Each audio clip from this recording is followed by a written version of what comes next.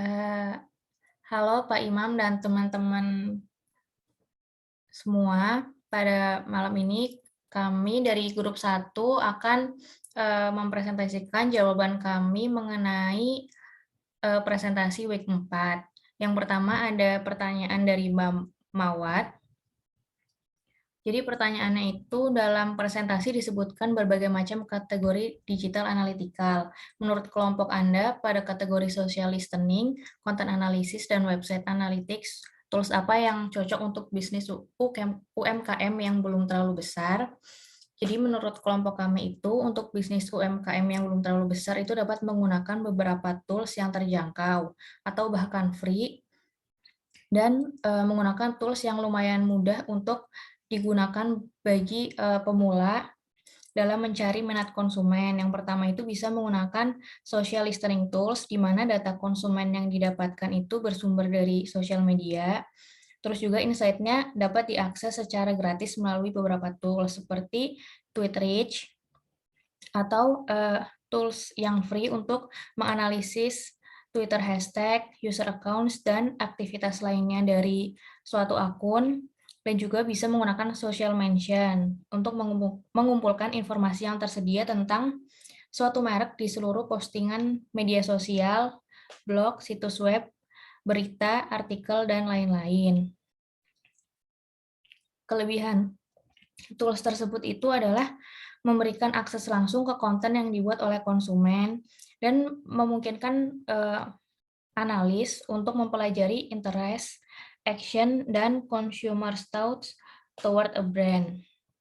Selain itu, apabila UMKM tersebut sudah expand ke digital marketingnya ke sebuah website, itu bisa menggunakan web analytics juga karena tool ini dapat memberikan informasi tentang pengunjung situs web, terus juga bisa memberikan informasi tentang jumlah pengunjungnya berapa, dan bagaimana pengunjung tersebut behave atau berperilaku di situs web. Contohnya itu bisa menggunakan Google Analytics yang menawarkan free version dan premium version. Selanjutnya untuk pertanyaan kedua akan dijawab oleh Audi. Silakan Audi. Makasih Islah. Untuk pertanyaan berikutnya dari Salsabila, yaitu ketika brand sudah mendapatkan approach yang paling sesuai melalui pengaplikasian A/B testing, bagaimana cara brand mengoptimasi winning approach dari A/B test tersebut, dan bagaimana cara menentukan budget yang paling optimal untuk menjalankan iklan tersebut.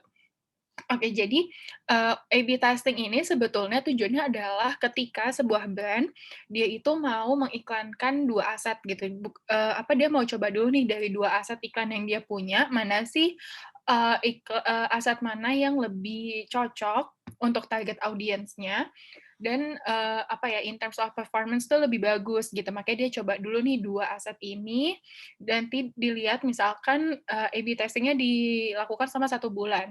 Setelah 1 bulan dilihat performance-nya seperti apa, baru kemudian untuk di bulan berikutnya akan menggunakan aset salah satu gitu. Jadi kayak misalkan aset A yang lebih bagus daripada aset B, maka di bulan berikutnya, aset A yang akan digunakan untuk iklan.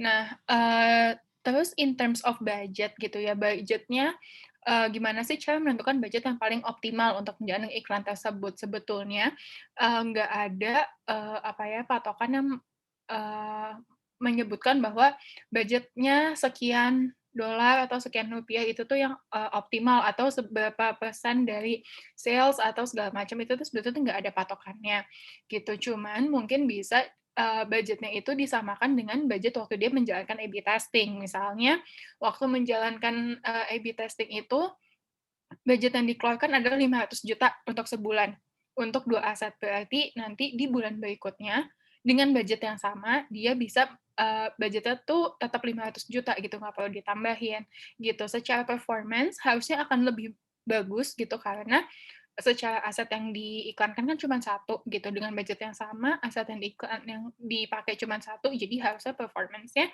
udah bisa lebih baik dibandingkan dengan waktu dia, menjalankan 2 aset untuk A/B testing, gitu. Lanjut untuk pertanyaannya Atisya akan dijawab oleh Islah. Silakan Islah. Terima kasih Audi. Selanjutnya untuk pertanyaannya Tisha, yaitu bounce rate merupakan metrik penting dalam website analytics. Strategi apa yang bisa digunakan oleh marketer jika website yang ditangani memiliki bounce rate yang cukup rendah? Jadi menurut Google Analytics, bounce rate itu adalah sesi satu halaman pada situs. Contohnya itu ketika pengguna membuka satu halaman di suatu situs atau di suatu website, terus keluar tanpa memicu permintaan lain ke service analytics selama sesi tersebut. Atau sederhananya, bounce rate itu adalah persentase pengunjung yang langsung meninggalkan website setelah membuka satu halaman saja. Menurut Google Analytics juga, tinggi atau rendahnya suatu bounce rate itu tergantung pada halaman situs. Jadi kalau misalnya keberhasilan situs tergantung sama pengguna yang ngelihat lebih dari satu halaman, maka bounce rate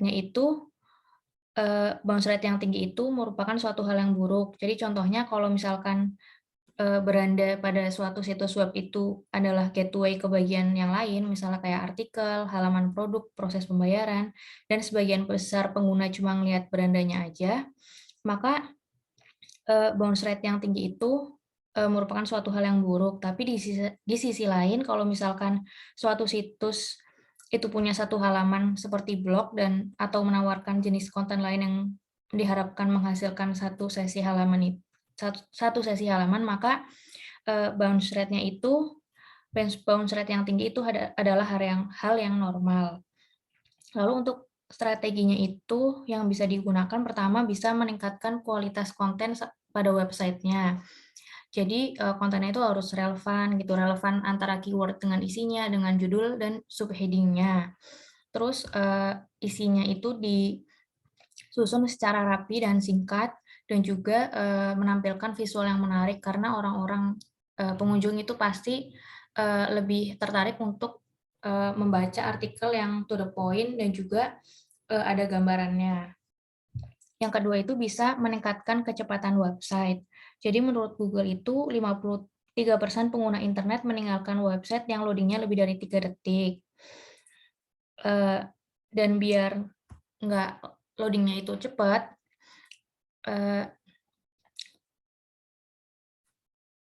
sebaiknya suatu website itu mempunyai desain yang simpel, terus juga menggunakan gambar atau video dengan kualitas yang bagus, namun dengan ukuran yang tidak terlalu besar. Terus juga selanjutnya bisa mengontrol pop-up ads dan membuat responsive web design atau websitenya responsif terhadap gadget yang digunakan. Jadi layout yang digunakan dalam suatu website itu bisa menyesuaikan device yang digunakan oleh suatu pengunjung. Contohnya tuh kayak ukuran button-nya atau ukuran tombolnya itu bisa disesuaikan dengan device yang digunakan, sehingga pengunjung itu lebih nyaman dalam mengunjungi websitenya. Yang terakhir itu mempunyai isi website navigation, jadi layout-nya itu bagus dan widget yang digunakan itu efektif, sehingga orang-orang tuh lebih nyaman dalam menggunakan website tersebut. Selanjutnya untuk pertanyaan Kak Dinda akan dijawab oleh Audi. Oke, selanjutnya saya akan mencoba menjawab pertanyaan dari Dinda.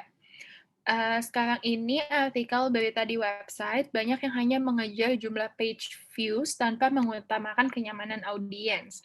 Misalnya, satu artikel pada sebuah website dibagi menjadi 5 halaman, sehingga audiens diharuskan untuk klik seluruh halamannya untuk mendapatkan berita yang lengkap dari artikel tersebut, dengan tujuan mendapatkan jumlah page view yang banyak. Padahal hal itu tidak praktis dan tidak convenient untuk para audiens. Begitupun sekarang ini banyak headline dari artikel yang bersifat clickbait saja, sehingga kualitas dari artikel menurun dibandingkan zaman dahulu yang masih menggunakan koran atau majalah.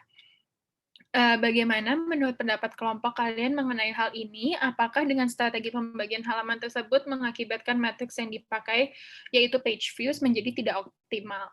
Oke, jadi mungkin saya coba menjawabnya gini. Untuk mendapatkan page views yang banyak atau page views yang time spend-nya lama, itu tuh memang susah mungkin sekarang ya, apalagi untuk, artikel-artikel yang sifatnya branded atau artikel yang, clickbait gitu. Jadi misalkan judulnya tuh clickbait, tapi pas dibaca ternyata isi artikelnya itu tidak sesuai sama judulnya, gitu. Nah makanya, eee dalam sebuah artikel, judul yang clickbait itu tuh penting gitu, karena gimana caranya kita tuh bisa menarik audiens supaya dia tuh tertarik nih untuk, visit artikel kita dibandingkan dengan artikel yang lain. Tetapi, isi artikel atau konten dalam artikelnya itu tuh juga penting, di mana, walaupun judulnya clickbait, tapi pastikan bahwa, konten di artikel itu tuh sesuai sama judulnya gitu. Ibaratnya, kita bisa sedikit hiperbola gitu ya, supaya lebih clickbait, tapi tetap, harus nyambung antara isi artikel dan juga si judulnya, gitu. Nah, terus, ada isu juga di mana satu artikel itu dibagi menjadi beberapa halaman gitu, supaya page views-nya itu tuh banyak gitu. Nah, sebetulnya mungkin in terms of convenient atau kenyamanan di audience gitu ya, apalagi kalau misalkan mereka mengakses artikel tersebut itu melalui mobile, yang satu artikel dibagi menjadi 5 halaman itu kan mungkin nggak convenience ya, kayak orang lagi tengah-tengah baca, tiba-tiba habis, terus harus di next page lagi, gitu. Nah, itu, mungkin bisa menjadi salah satu konsiderasi ketika sebuah brand mau, membuat sebuah artikel gitu. Dia harus lebih mikirin, consumer experience-nya tuh gimana, si X-nya di dalam artikel itu tuh gimana. Karena kalau di mobile, itu kan orang tuh lebih suka kalau scrolling gitu kan, dibandingkan dengan di next next page gitu. Jadi mungkin in terms of daripada, satu artikel dibagi jadi beberapa halaman, mungkin bisa, dibuat jadi satu halaman aja supaya tinggal, di-scroll aja, gitu. Nah terus, eee untuk matriksnya, mungkin untuk artikel juga kita nggak bisa hanya fokus kepada satu matriks aja, misalkan ke page views doang gitu. Nah, kita tuh juga harus consider beberapa, matriks lain, kayak misalnya ada time spent di dalam, artikel tersebut, habis gitu ada bounce rate juga gitu. Jadi, memang apa ya, untuk bisa bagus di semua matriks itu tuh cukup sulit gitu ya, makanya kita nggak bisa nih cuman hanya, fokus ke satu matriks saja untuk menilai performance si artikel itu, gitu. Next, selanjutnya pertanyaan dari Kak Farah akan dijawab oleh Ginsi. Silakan Ginsi. Oke, terima kasih Audi untuk pertanyaan Kak Faradiba Arianti. Itu menurut BCG Digital Marketing Maturity dilakukan untuk mengukur kecanggihan periklanan. Nah, dalam dunia digital marketing sendiri, di mana sih pertumbuhannya yang sangat pesat dan apa sih parameter dari kecanggihan dari periklanan tersebut. Sementara semua hal itu berkembang dengan pesat dan terus update. Sebenarnya kalau untuk pertanyaan ini, kalau secara dari buku, itu pandangan menurut saya, parameter dari kecanggihan dari periklanan berdasarkan pandangan BCG, itu bisa dapat terlihat lebih jelas pada pandangan dari SEER, SEER, di mana jika ada BCG sendiri kan membagi dari digital marketing itu tuh menjadi 4 level, di mana nascent, emerging, connected, sama multi-moment. Tapi mungkin di BCG sendiri tidak menjelaskan secara detail apa sih perbedaan yang signifikan antar level. Tapi kalau di SEER sendiri, SEER membaginya atas, kalau nascent itu kita berdasarkan company centric, di mana perusahaan ini biasanya contohnya karena perusahaannya baru muncul, perusahaan ini memiliki situs web, tapi masih belum memiliki KPI yang jelas. Sementara kalau untuk di tahap level emerging, itu berdasarkan channel centric, di mana perusahaan ini telah menjalankan iklan atau ads online, tapi masih perlu meningkatkan ROI-nya. Nah, kalau yang ketiga itu level connected, di mana itu berdasarkan tech-centric, di mana itu strategi yang perusahaan jalankan berhasil, dan sekarang perusahaan ini ingin meningkatkan dan mencapai perkembangan yang berkelanjutan. Nah, di tahap multi-moment itu berdasarkan true data-driven marketing, di mana strateginya itu sudah terintegrasi oleh perusahaan didasarkan pada knowledge, advanced knowledge atau advanced insight, semuanya itu tuh sudah diatur dan sekarang perusahaan hanya berfokus pada pengoptimalan efisiensi pada perusahaan. Nah, itu jika kita menurut segi pandang beberapa teori. Tapi kalau misalnya pertanyaan dari Kak Faradiba sendiri setelah saya coba mencari di Google, ada 4 metrik yang menjadi parameter kesuksesan suatu iklan, di mana itu 1 frekuensi, 2 negative feedback, 3 relevance score, dan 4 result rate. Di mana kalau frekuensi itu tuh metrik pertama ini adalah metrik pertama di mana pengukuran menunjukkan seberapa sering sih suatu iklan company ini muncul di media sosial ataupun platform lainnya. Nah, frekuensi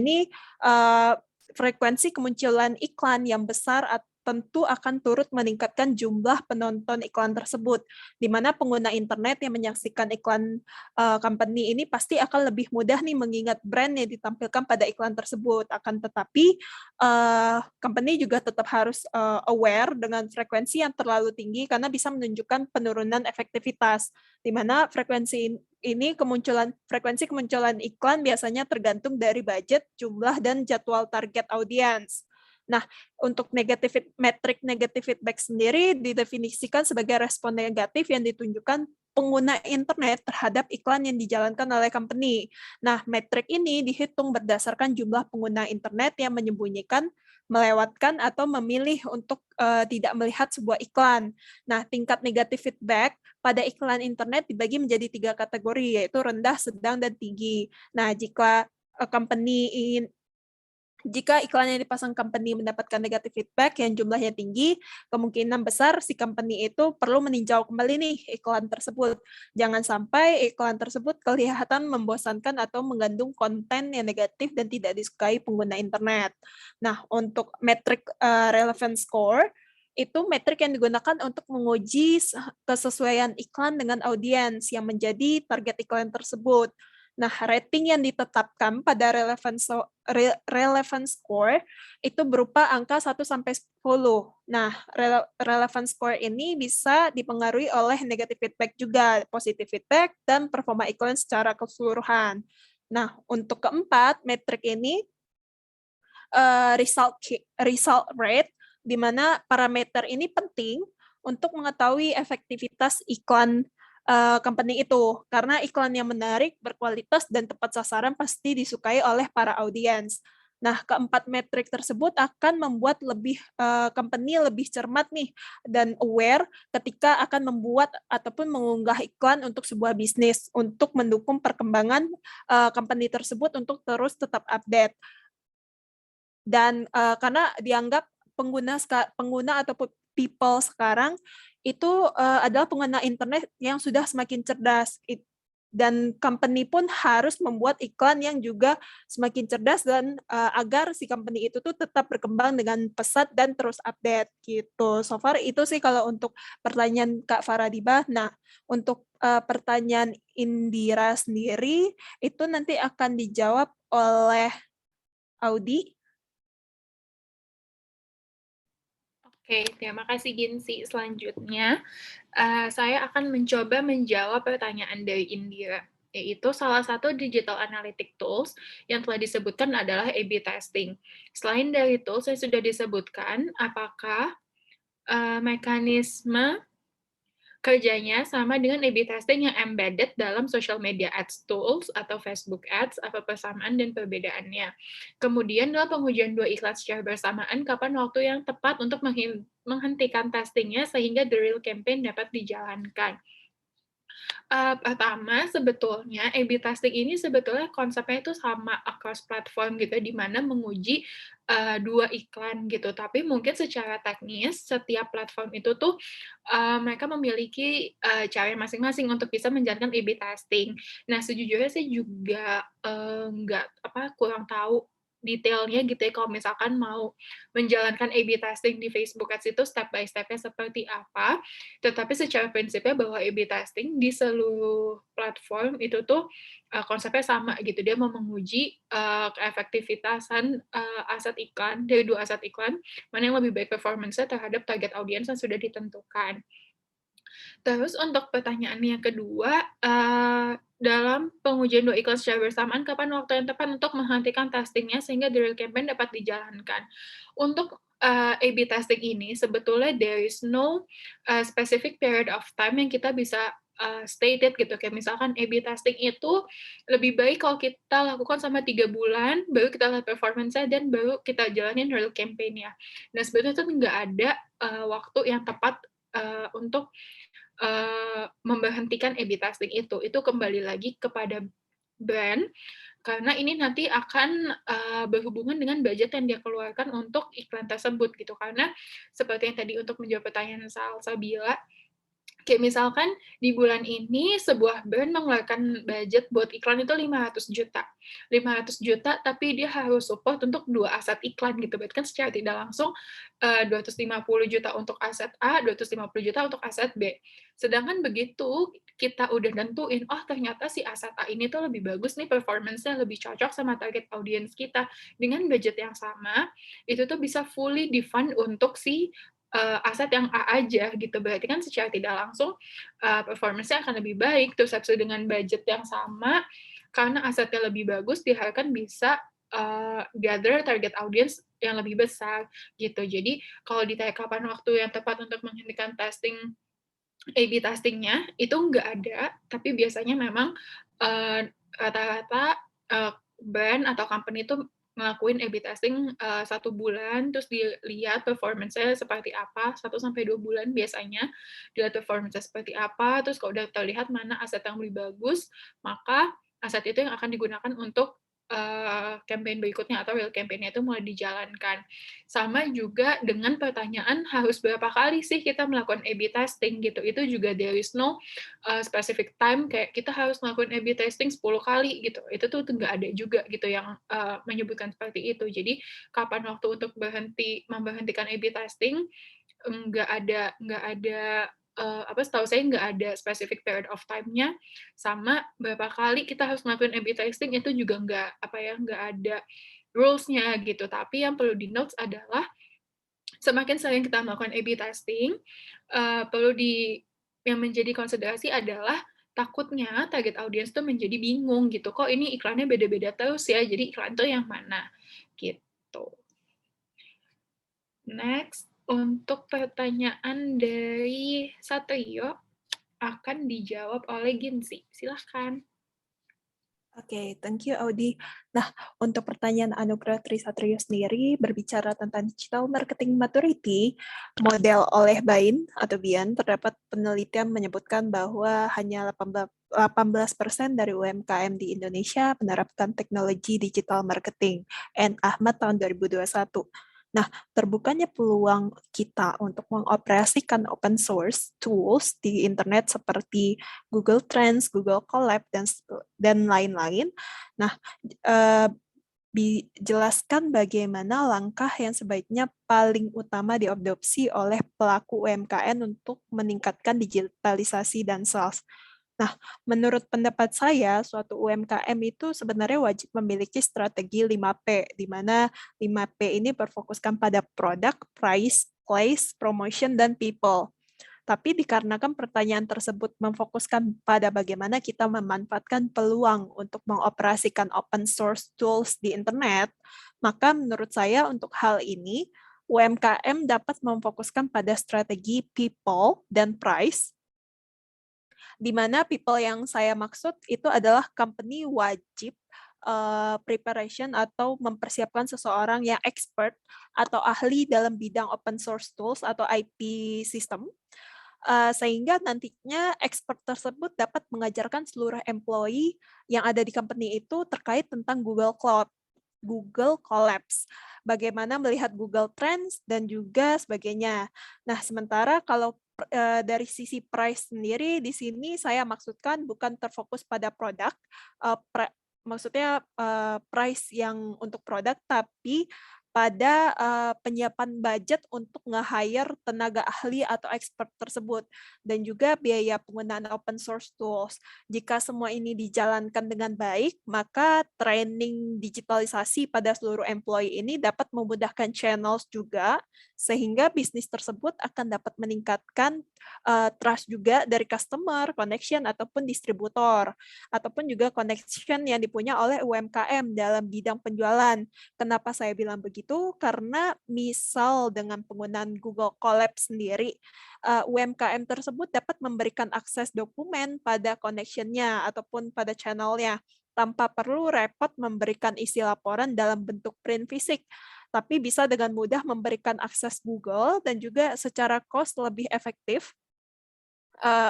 Ini lebih murah juga ketimbang aplikasi-aplikasi yang digunakan oleh perusahaan-perusahaan besar seperti SAP.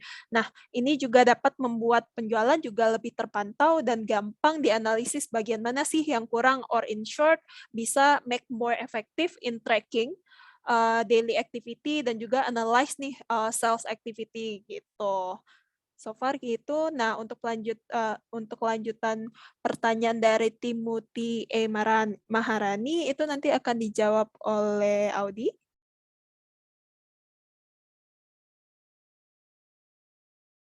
Oke, terima kasih Ginzi. Selanjutnya saya akan mencoba menjawab pertanyaan dari Timothy.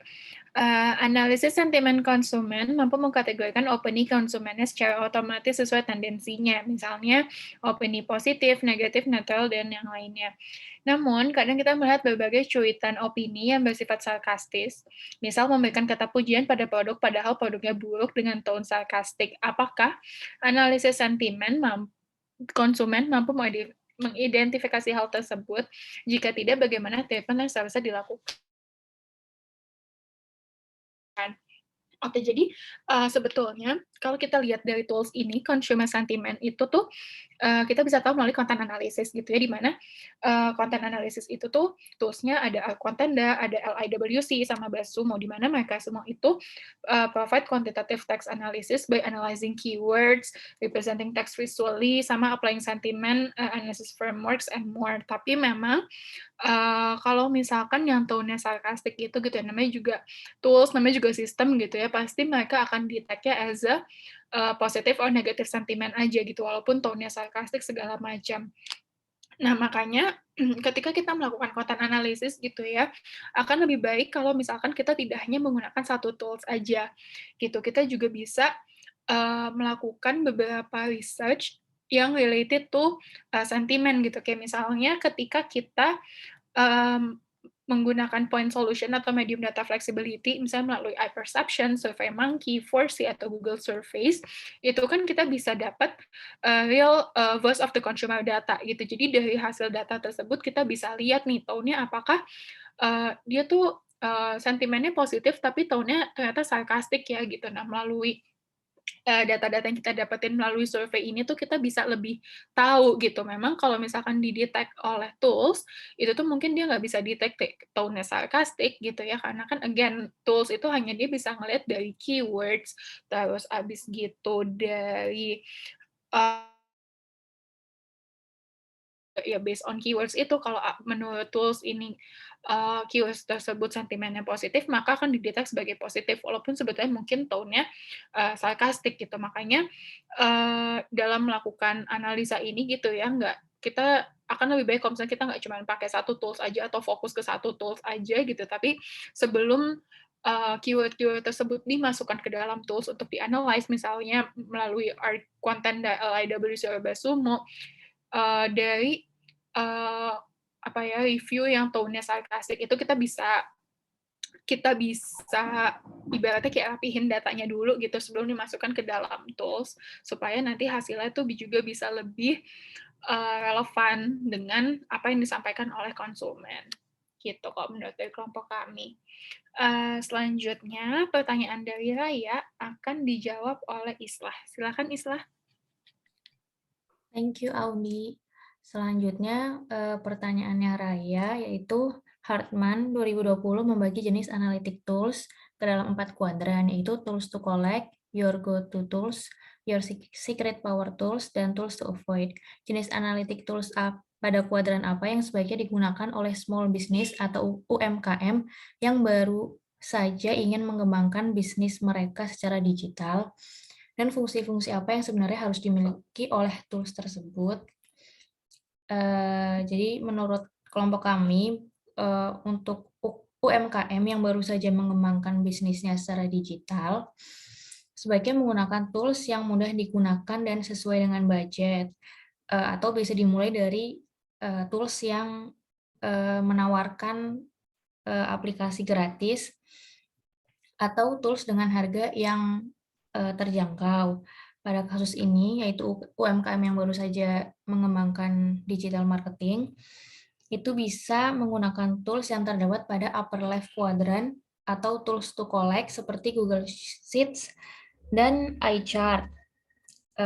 Untuk iChart sendiri itu merupakan cloud-based application yang memungkinkan penggunanya untuk mengkompilasi data untuk membuat grafik dan menampilkan informasi dalam bentuk visual. Terus yang kedua UMKM juga bisa menggunakan tools dari upper right quadrant atau your go-to tools, di mana tools yang terdapat pada kuadran ini itu berfungsi sebagai dasar untuk analisis data dan visualisasi data. Contohnya itu seperti Google Data Studio dan Tableau. Selanjutnya, pertanyaan untuk Mas David akan dijawab oleh Ginsi. Silahkan Ginsi. Oke, thank you Islah. Nah, untuk pertanyaan Mas David sendiri, di mana untuk dapat meningkatkan level digital maturity, sebuah perusahaan itu perlu merancang digital customer journey yang lebih efisien dan disebar secara menyeluruh. Menurut kelompok presenter, apabila budget adalah penyebab utama dari ketidakmampuan perusahaan untuk meningkatkan digital maturity, apakah ada cara atau strategi yang lain?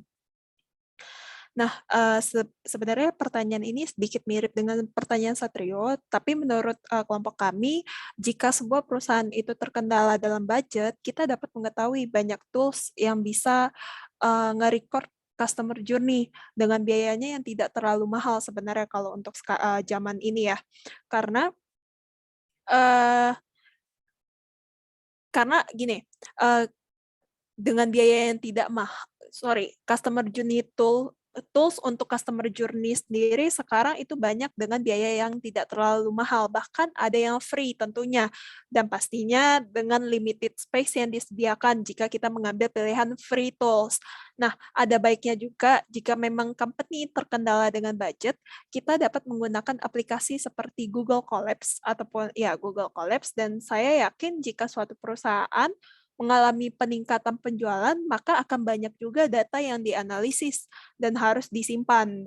Dan maka dari itu mungkin perusahaan dapat membagikan sedikit profitnya untuk mengupdate dari free tools tadi untuk mendukung digital customer journey yang lebih efisien berdasarkan penghasilan dari company itu sendiri. Nah, kira-kira itu begitu jawaban dari pertanyaan Mas David. Nah, untuk pertanyaan selanjutnya, pertanyaan Mas Dimas nanti akan dijawab oleh Audi. Thank you.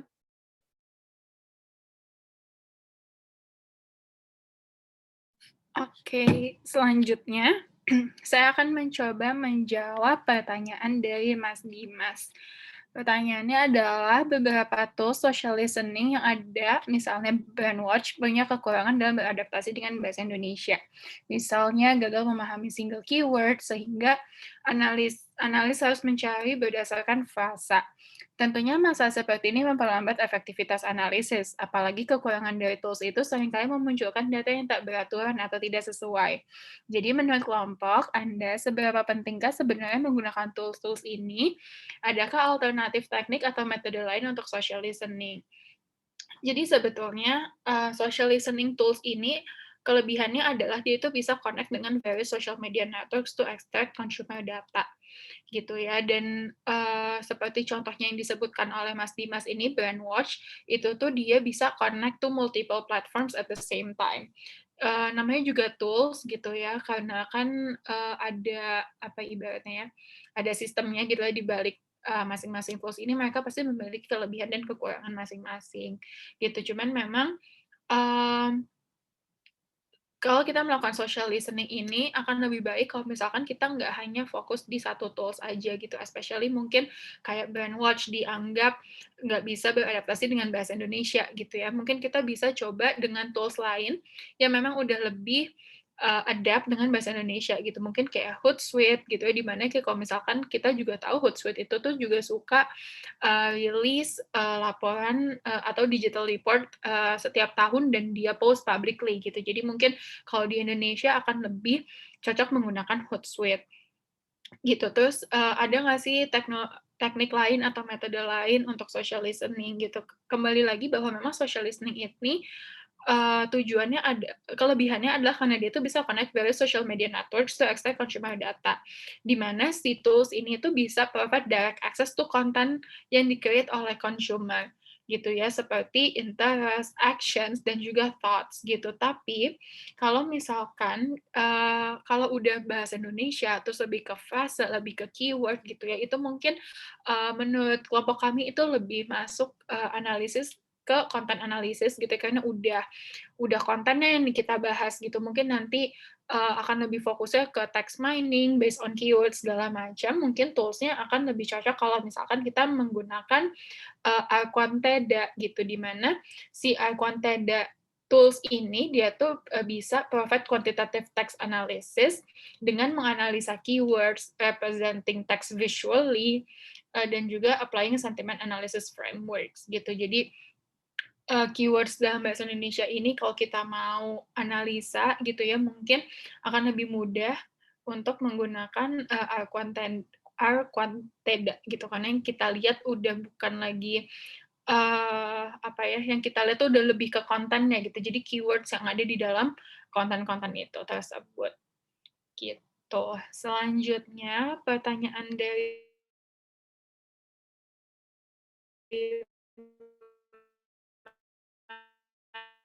Mas akan dijawab oleh Islah. Silakan. Selanjutnya pertanyaan terakhir yaitu dari Mas Adit. Pertanyaannya adalah dalam presentasi disebutkan ada beragam kategori dalam digital analytic tool, di mana dalam setiap kategori terdapat contoh beberapa tool yang memiliki fungsi masing-masing yang berbeda. Saya ingin bertanya, jika sebuah brand memiliki budget yang terbatas dan tidak memiliki cukup dana untuk dapat membeli semua tool analitik tersebut, bagaimana cara brand dapat memanage analitik tool yang akan mereka pilih untuk dapat mencapai hasil yang optimal dalam penentuan strategi ke depannya? Menurut kelompok kami, menentukan strategi ke depannya itu bisa pertama dengan menentukan tujuan penggunaan data analytic tools.